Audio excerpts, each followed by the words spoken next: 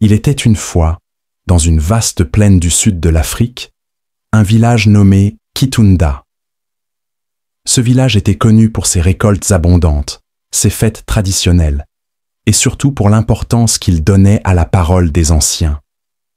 Mais au milieu de cette culture de respect et d'autorité, vivait un petit garçon appelé Kwame.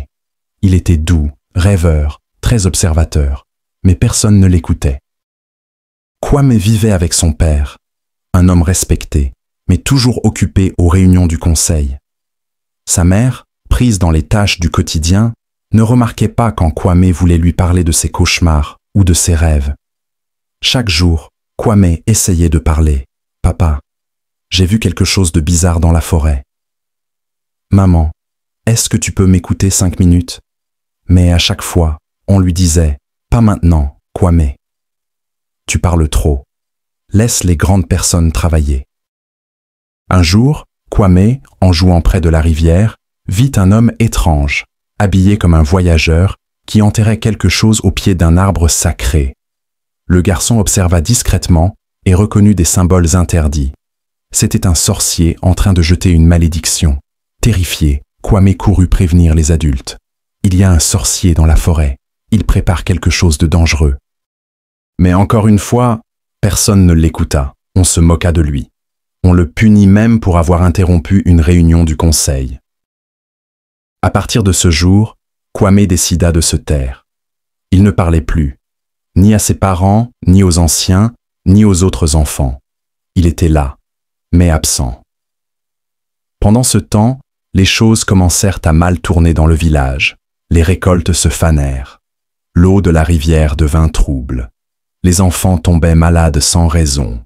Les anciens invoquèrent les esprits. Les griots chantèrent des prières. Les sacrifices furent faits. Mais rien n'y faisait. Un jour, une vieille guérisseuse du village, Mama Loma, demanda à voir l'enfant silencieux. Elle savait que quand les enfants se taisent, c'est que les adultes ont trop parlé. Elle s'assit avec Kwame, le regarda dans les yeux et dit « Je suis prête à t'écouter, petit. » Et Kwame raconta tout. Comment il avait vu le sorcier. Comment il avait tenté de prévenir tout le monde. Comment il s'était senti ignoré, méprisé, abandonné. Grâce à ces indications, on retrouva le lieu de la malédiction. Les rituels furent faits, la paix fut restaurée.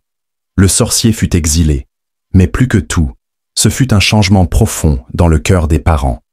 Ils comprirent qu'un enfant n'a pas besoin d'avoir une grande barbe pour dire la vérité.